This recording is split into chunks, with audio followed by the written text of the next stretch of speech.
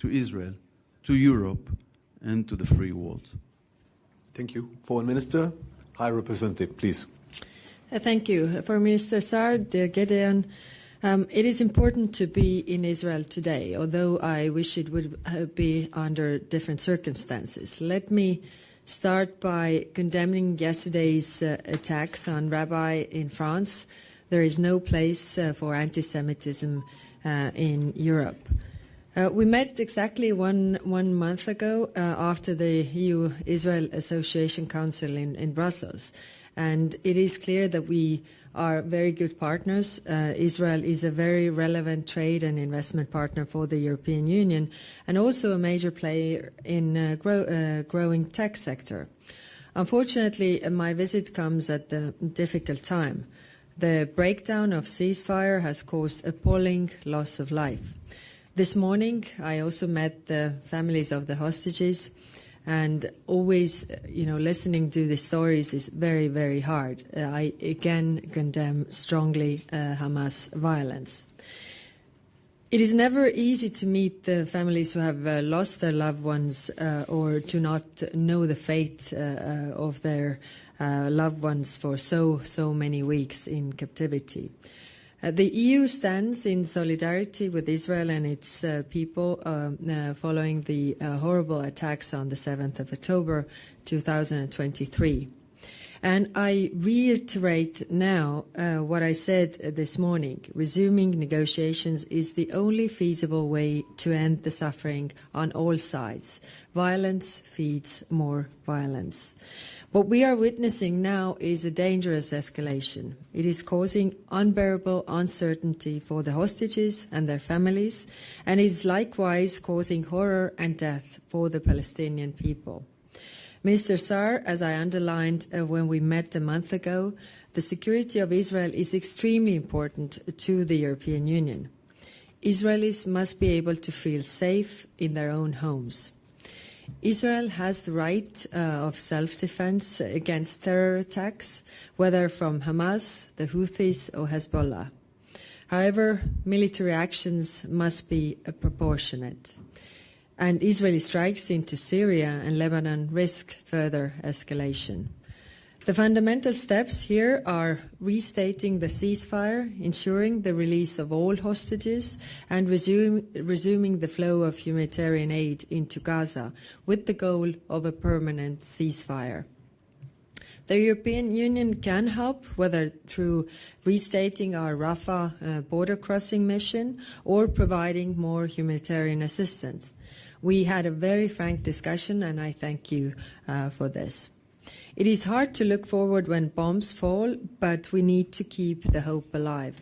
The EU welcomes the Arab plan for reconstruction of Gaza. I discussed yesterday in Cairo with Foreign Minister Abdel Lati and the Arab Islamic Ministerial Committee. More work needs to be done on issues such as cost sharing and the future of governance of Gaza, but we see it as a good basis moving forward. I also raised the EU's concerns regarding the situation in the West Bank. And finally, on Iran, we agree the immense threat Iran poses to the region and global stability. Iran is a threat also supporting Russia's war in Ukraine. Iran must never be allowed to acquire or build a nuclear weapon, and EU supports all diplomatic efforts to that effect. Foreign Minister Sa'ar, dear Gideon, thank you again for hosting me today. Thank you, High Representative. Questions, please. Reuters, please. The microphone will be handled. I'm James Mackenzie from Reuters. A question to the Minister and then one to the High Representative. Minister, given the scale of the Israeli operation in Gaza at the moment, do you see Israeli troops being withdrawn anytime soon, or will Israel feel itself obliged to maintain a troop presence in Gaza and to take over distribution of the aid itself?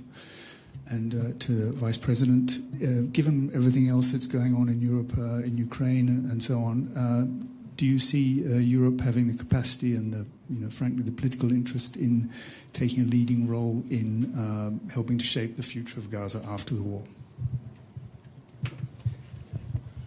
If I understood the question, the answer is that we will have to make sure when we will renew facilitating that it will be done in a different way than it happened during the first 70 months of this war.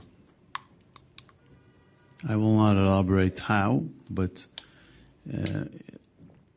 in a way that will not empower Hamas, will not give him the opportunity to use it as a financial engine, and the financial engine is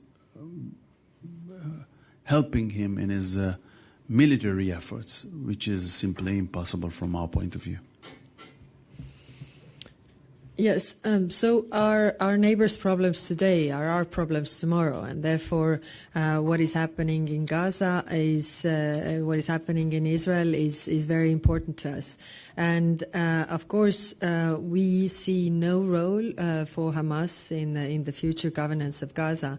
We definitely need to discuss how the governance of Gaza is foreseen, how the future is, and European Union is ready to participate in those discussions so that we would prevent these problems happening in the future. It is clear that European Union is supporting the fight with terrorism. Israel's security is very important to the European Union, but also the rights of Palestinians need to be respected. Thank you. Thank you. Times of Israel, please. Laser Berman, Times of Israel. First question for the Foreign Minister. Are there discussions or any plans to impose a full military government in Gaza? Is that something that's coming up in conversations with the Americans this week? And for the High Representative, when you speak about what should happen in Gaza, you don't talk about Israeli victory, Hamas defeat. You say negotiations should start, violence causes more violence. Would those same principles apply to the war between Russia and Ukraine and Europe? Well, the simple answer to your question is it was not decided yet by our cabinet. Yes, the same principles apply. Russia has attacked brutally Ukraine, went to their territorial integrity, sovereignty of another state, and if they stop killing people in Ukraine, the war will stop, because the war is not on Russia's soil. Thank you. Thank you. Yes. Next question, please. Haaretz, please. Hi, Lisa Rozovsky from Haaretz. I have a question for the High Representative and for the Minister of Foreign Affairs. So my first question is to you. Israel and specifically Minister Sa'ar have a very strong negative stance regarding the interim government in Syria and Mr. Ashara. They warned the West and the EU not to be charmed by the jihadists in suits and are interested in Russian bases staying in Syria. What do you think of this stance, and what is your position regarding Israel's occupation of the buffer zone and the call to demilitarize Syria south of Damascus? And Minister Sa'ar, yesterday 2 officials from your ministry were not able to answer at the Knesset whether they were consulted regarding the conference with the far-right parties, which is taking place this week in Jerusalem. There is a very serious outrage among the Jewish communities in Europe regarding this conference, yet you are taking part in it. Do you consider to withdraw? No. Okay, I have a longer answer. On your question on interim government in Syria, of course, our worry is the same. They say the right things. Will they do the right things? But we have discussed this in the European Union amongst all the member states, and our view is that we need a stable Syria. The Syrian people have suffered a lot.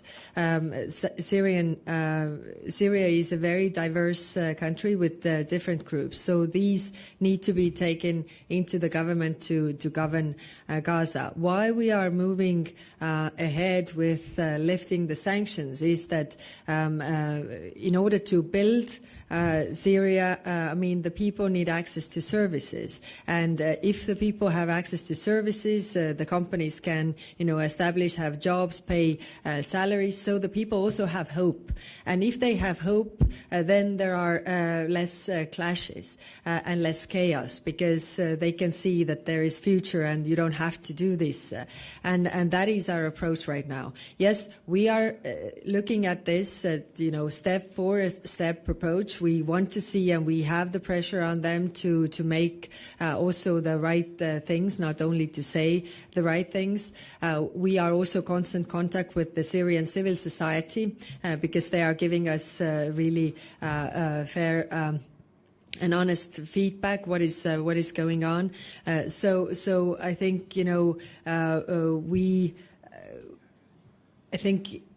have this small opportunity window to get this on the right track, but we need to use it because we don't really have other options. Thank you. Israel,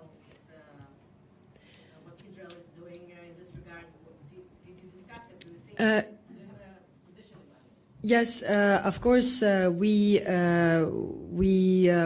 discussed this, Israel's actions, and we feel that these things are unnecessary because Syria is right now not attacking Israel, and that feeds more radicalization that is also against Israel, which we don't want to see because, like I said, Israel's security is also very important to us. Yes, please. Over there. Yes. Hi, Marissa Newman from Bloomberg. Question for the Minister. How concerned is Israel about the Turkish military presence in Syria? And is there any expectation of a future military confrontation between Israel and Turkey on Syrian soil? With regard to the first question, we would like to see the same worries in the international community, at least with the same standards with regard to Turkish presence in Syria. With regard to the second question, we don't want confrontation.